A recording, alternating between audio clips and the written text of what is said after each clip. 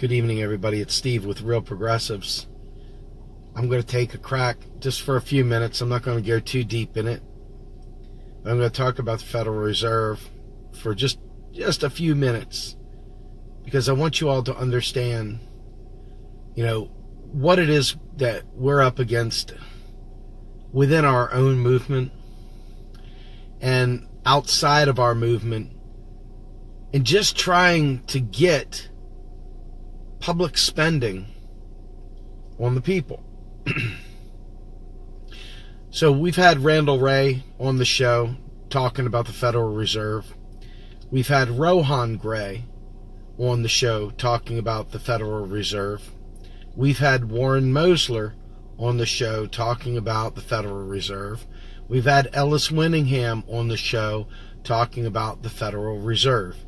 We have had Nathan Tankus on the show talking about the Federal Reserve. We have had Pavlina talk about the Federal Reserve. We have had Fidel Kaboub talk about the Federal Reserve. We've had Stephen Hale talk about the Federal Reserve. And we've had John Harvey even talk about the Federal Reserve.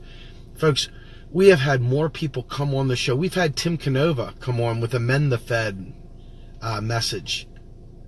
We've had so many people come on here and talk about the Federal Reserve. It's unbelievable. I've talked about it at length. Everyone that we talk to, when we try to describe what our potential is as a movement, as a nation, to do great things, we cannot get past people that have been indoctrinated in this conspiracy gibberish about the Federal Reserve. And I want to say this as someone who's not defending the actions of the Federal Reserve, but as someone who's merely trying to explain to you the way it is and why this is so important to us. So as you see someone like Justin Santapietro, who Joe Firestone just interviewed, come on, and let's say Justin wins his seat and goes to Congress. Folks like Justin Santapietro and others who are economically literate have an opportunity to go there and fight for meaningful legislation that can serve you and I. Whether you think elections are fair or not, whether you think there's corruption or not, is irrelevant on this. The point is that guys like Justin can go up there and they can fight for robust social programs. They can fight for robust infrastructure plans. They can fight for any number of things. And our movement, rather than looking at that, will revert over here to the Alex Jones world and talk about the Federal Reserve, a private banking cartel, and all these other things. Now, I want to make sure we're all on the same page here. There are very, very rich people in this world that got rich by all kinds of very, very horrific, bad ways. We are inundated with the power, influence of money brokers, and banks have way too much power in our existing society the way we've allowed it to go. And the International Monetary Fund and all the other connected entities have done horrific neoliberal things. So there's that. We'll just keep that there, all right? But what the Federal Reserve does is far more boring than people will ever allow for it to be. They want it to be a James Bond novel. I don't know why. I would think that they would want to have universal health care. I would think they'd want to have all of our bridges grade A. I would think they'd want student debt wiped out, and I would think they'd want to have free college for their kids. But they really, really, really love believing that the Federal Reserve took over the United States, instead of understanding that the dollar is the government's unit of account, period. Period. It's a law. It's their unit of account. Congress created the Federal Reserve in the Federal Reserve Act in 1913. That charter that brought the Federal Reserve into being has been changed many, many, many, many times. They've altered it, they've shifted it, they've amended it, they've changed it. They've done a host of things over the course of time. Why is it? Because Congress has the ability to change it at will. Anytime it wants, it could change it. So, the Federal Reserve also remits all of its profits to the Treasury, minus its operating expenses. That's one hell of a way to get rich if you're an organization, to give all your profits to the government. You got to ask yourself, why in the world such a fantastic coup d'etat it would do that? And the reason for it is that it is the nation's central bank. When Congress, imagine this, we're going to role play for just a second. Congress writes a bill, whatever that bill is. Let's say that bill is to go to war. Let's say Congress writes a bill to go to war. And we don't raise taxes, so we deficit spend on this war. Now all of a sudden this war is paid for how? How is this war paid for? We didn't raise taxes. So you pretty much can guarantee right there that taxpayer dollars didn't pay for the war. No, Congress wrote a bill. It authorized spending.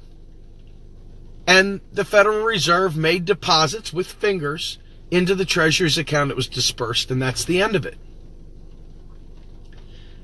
If that happens, Ralph, BS, wake up. Ralph, how about you wake up? How about you shut up and put your fingers back and listen for a minute?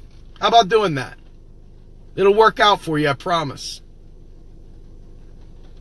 Bottom line, I'm going to hide these comments for now. Bottom line, when the U.S. government writes a bill, whether it be a $1 trillion stimulus package, or whether it be, I don't know, subsidies for the ACA, whatever, government checks don't bounce. And the government is never told no. Why is it? If it's a private bank and we're devaluing our currency, why in the world would the private bank agree to allow us to debase our currency? First of all, it's bullshit. It's not how it works. But second of all, why would that be? Why would they do such a thing? Okay? We are living in a time where disinformation is so powerful that it blocks us from ever making meaningful gains. It doesn't take a rocket scientist to figure out that as soon as we start organizing and start pushing for Medicare for all, or as soon as we start organizing and pushing for getting rid of student debt, suddenly the media comes out with something to distract us, and then the herd, and if you're one of the herd, it's kind of a shameful place to be, right? I mean, you got to feel kind of weird being part of that herd that follows the media back and forth, right? It's got to make you feel a little bit less than. And it would be with good cause, because it is a non-free thinking place to be, right? You're following the pack. It's kind of a shameful existence. But that said, you notice that every time we get a little bit of organized, they take away our rights on Facebook. They all of a sudden start mitigating our reach by going ahead and stifling us with crushing algorithms. Or Google starts shifting the way the searches go so that alternative news never makes it to the top of the list. Or suddenly it's labeled fake news. Okay? But the reality is that we are always sidelined. And the Federal Reserve conspiracies are yet again another sideline, right? This is another thing that distracts us from attacking the problems that plague us as a nation. And for me, as I watch, if somebody puts a meme up, somebody puts a post up that says, should we end the Fed or should we go ahead and, have a new deal? I guarantee you, sadly, more progressives that couldn't tell you one thing the Federal Reserve does, don't have a clue what it does. okay? Literally, don't have a clue what the Federal Reserve does. But they will line up like herds, like a bunch of sheep, clicking, end the Fed, end the Fed, end the Fed, end the Fed. Now, if you don't know what the Federal Reserve does, yet you parrot end the Fed, does that not also equal a shameful place to be? If you don't know what it does, you can't articulate what it does, you haven't a clue what it does, but yet you say end the Fed, do you or do you not agree that is an abomination, a shameful place to be? I'm going to go and vote yes for shameful. Because, why? Your children need health care. Your children need education. All of us need an environment that will sustain life. All of us need these basic things. We all need education so we can survive in this world, so we can advance society and better our country and better our world. But yet this end the Fed thing jumps out of the woodwork. It comes up out of the fucking floorboards. It comes out of the bushes. It comes out of the sewer. It's like a closet monster. You know, you find your lost socks in there with the end the Fed monster. And repeatedly, people will not take the time to learn what the Fed does so that we can stop saying ridiculous things and realize that the idea of ending the Fed really doesn't give us a whole lot of anything. Say you roll it into the Treasury. What now? Are you going to say, well, we can't print more money, we'll have inflation? Are you still going to say that if we end the Fed? Are you still going to say we got to go back to gold if we end the Fed? Are you still, which of these new things will crop up to stop us from having Medicare or health care for all? Which one of these other Alex Jones-based conspiracies will jump up and bite our ankle to stop us from serving the people? Which one of our good progressives down here in the 99% will do the bidding of the 1% to keep us distracted and focus on this bullshit so we don't unite and we don't get anything? Sadly, more herd animals out there that think they're woke, talking about end the Fed, running around, missing the point. Federal Reserve does what Congress tells it to do. If Congress says, we're writing a bill, you will make these deposits, it makes those deposits, period. Period. It doesn't say, well, I don't know, your credit rating's in the toilet, I don't think I'm going to be able to give you. No, that's not how it works. The Federal Reserve is a scorekeeper in the middle. That's it. That's it. They're a scorekeeper in the middle. Now, if you're playing baseball and you hit a home run, where does that point come from? Is it going to cause inflation? No, it comes out of thin air. Boom, there's a point on the board. How about in football? You throw a touchdown. You score an extra point. You get 7 points on the board. Where did those points come from? Where did those points come from? They came from thin air. They came from keystrokes. Where does Macy's gift cards come from? Where does Macy's bucks come from? Thin air. Where does Chuck E. Cheese bucks come from? Thin air. Where does your bank accounts, debits and credits come from? Keystrokes. One of these days, this is going to make sense, and it's going to stop you from allowing anyone to distract you. And you will say, I don't give two shits about your conspiracy stuff. I want our Congress to authorize spending for health care. I want our Congress to authorize and appropriate funds for student debt relief. I want green energy, so I want Congress to write a bill that will then issue instructions to the Fed to do its bidding. Congress tells the Fed, put this money in there, create it out of thin air, keystrokes. They don't print it. Anybody that says that, you already know where I stand on this. I get sick and tired of people erroneously saying print money. We don't just randomly print money. It's not how it's done. Congress writes a bill, they authorize a bill, they tell the Fed, hey, yo, you will keystroke this shit into the Treasury's accounts. And that's how it goes. Treasury spends out of its accounts, and that's how money comes to be. That's how it enters into the private sector. When the Treasury spends, when it issues out that money by making keystrokes and sending deposits to bank accounts, that's how new money is created. Now, banks, you see the statistic. 97% of all the money in circulation is made by banks or something like that, something ridiculous like that. And there's a reason why bank credit is so prevalent, why it's so expansive. The United States government uses banks as like a public-private, relationship. It does public purpose work even though it's making a profit. It's one of these hybrid systems. Now, can we have public banking? Sure.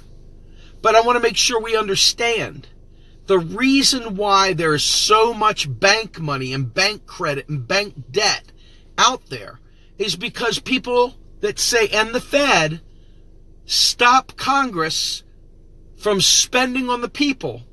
So therefore the people have to go to the banks and beg for bucks. You see how the end the Fed people are destroying the country? They're killing the movement? Do you see this? The reason why 97% of the frickin' money is bank credit is because we have two choices. We either have our federal government spend into the economy, or we borrow money as private entities to keep the economy going. Now, since we're not a net exporter, I didn't even talk about exports. Because at the end of the day, we always end up with a delta there. We get their goods and services for our pieces of paper. Or our digits. Our zeros and ones. So the Federal Reserve is the nation's central bank. And going way, way, way, way back before the Federal Reserve existed, there were a million forms of different kinds of money, credit, you name it.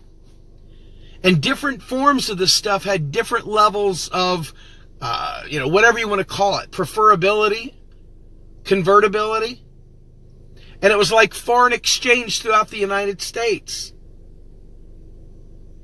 And they said, this is crazy. So they went ahead and they instituted the Federal Reserve to clear payments, to make sure there wasn't all this fraud, that kind of fraud.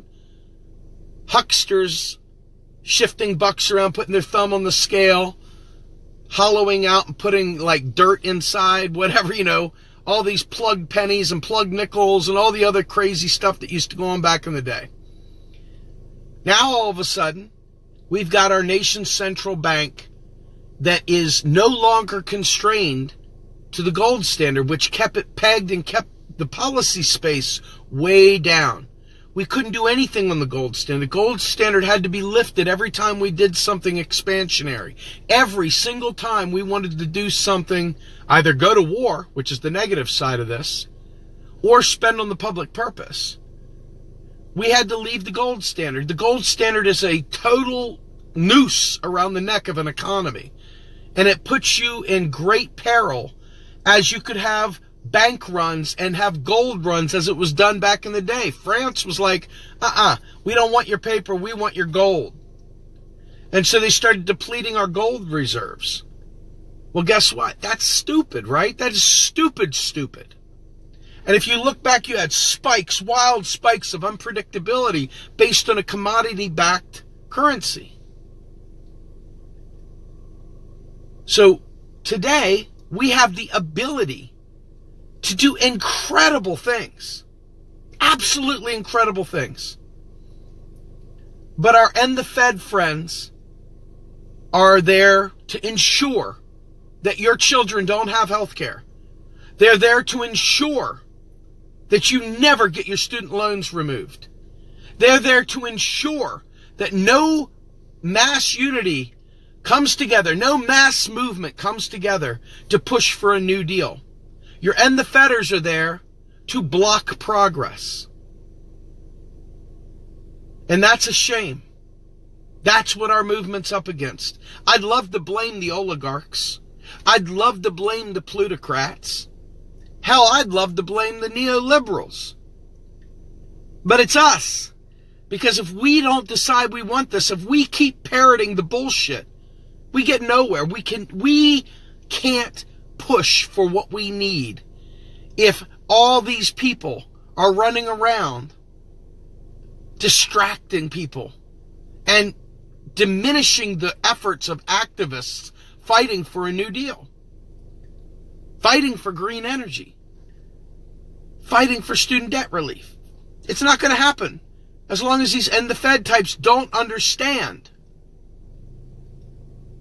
that we already have sovereign currency. That when our Congress decides to spend, it spends. The only thing it doesn't spend on is the 99%.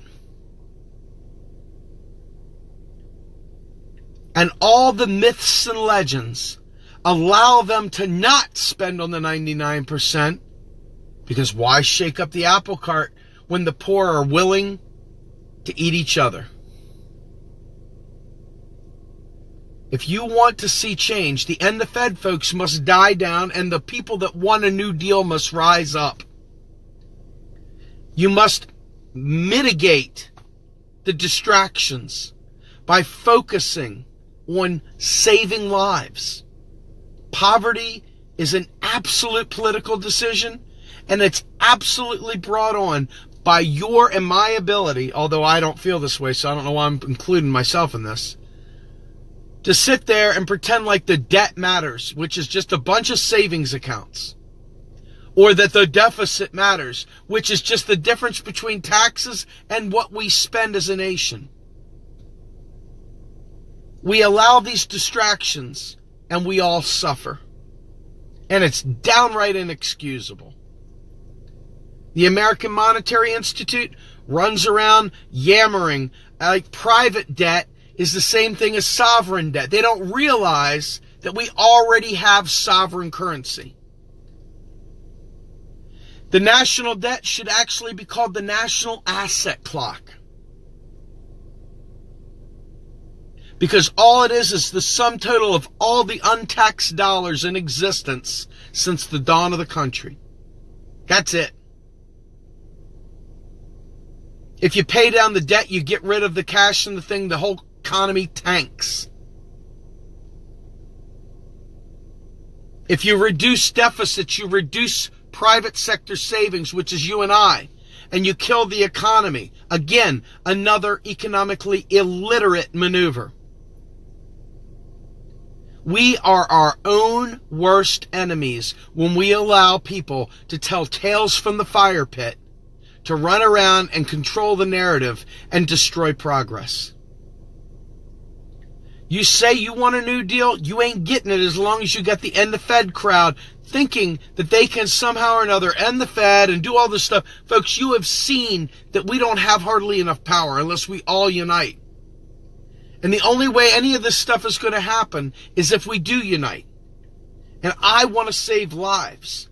Ending the Fed doesn't do shite. Doesn't do squatola.